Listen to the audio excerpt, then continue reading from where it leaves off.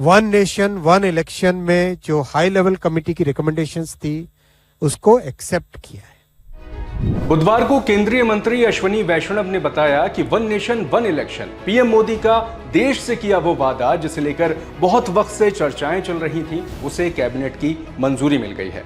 One nation one election पर गठित पूर्व राष्ट्रपति रामनाथ कोविंद की अध्यक्षता वाली कमेटी की सिफारिशों का राजनीतिक गलियारों में किस तरह आकलन किया जा रहा है, ये हम आपको बाद में बताएंगे, लेकिन उससे पहले कमेटी की सिफारिशों पर बात कर लेते हैं। वैष्णव ने बताया कि सरकार ने इसे 2 फेज में लागू करने का प्लान किया है। पहले फेज में लोकसभा और विधानसभा के चुनाव एक साथ कराए जाएंगे।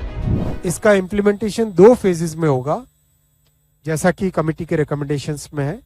फर्स्ट फेज में लोकसभा और असेंबलीज के इलेक्शंस को साइमल्टेनियस कराने का प्रयास होगा, और उसके सेकेंड फेज में लोकल बॉडी इलेक्शन से जो है ग्राम पंचायत, जिला पंचायत, ब्लॉक में पंचायत समिति और जितने भी अर्बन लोकल बॉडीज हैं, चाहे म्यूनिसिपैलिटीज हो, चाहे म्यूनिसिपल कमिटीज हो, चाहे म्यूनिसिपल कॉरपोरेशन हो, उन सब के लोकल बॉडी इलेक्शंस को with in 100 days of general elections में करवाना, जिससे कि एक बार में सारे इलेक्शन का प्रोसेस कंप्लीट हो और फिर 5 साल तक सब के सब मेहनत करके देश के निर्माण में लगे।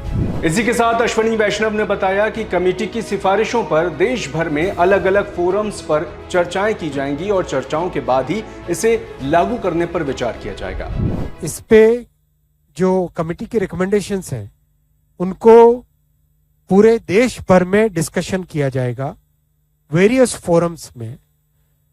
वेदर इट इज आप सबका भी स्वागत है, आप सब भी इसके डिस्कशन में हिस्सेदार बने और सभी नौजवानों को, सभी जो इंडस्ट्री बॉडीज हैं, सभी जो दूसरे जितने भी फेडरेशंस, ग्रुप्स, हर एक तरह के जो सोशल ग्रुप्स हैं, उन सब का हम आह्वान करते हैं कि आप सभी इस पॉइंट को डिटेल में डिस्कस कीजिए, साइंटिफिक वे में डिस्कस कीजिए।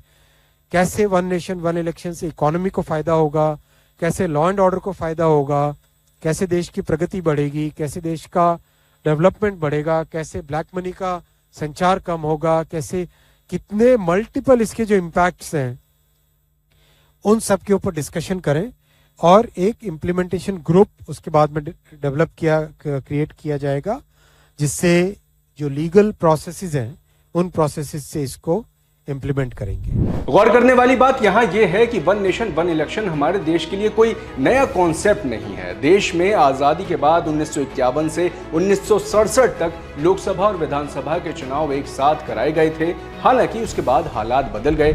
दावा किया जा रहा है कि वन नेशन वन इलेक्शन के कई फायदे हैं, जैसे इससे बार बार चुनाव करवाने से मुक्ति मिलेगी, जिससे चुनाव पर होने वाले खर्च में कमी आएगी और वोटिंग परसेंटेज में इजाफा होगा। सरकारें बार बार चुनावी मोड में आने के बजाय विकास कार्यों पर ध्यान देंगी, वगैरह वगैरह। वहीं वन नेशन वन इलेक्शन पर पार्टियों की अलग अलग राय है। इसी कड़ी में कांग्रेस ने इसे इम्प्रैक्टिकल यानी कि अव्यवहारिक बताया है।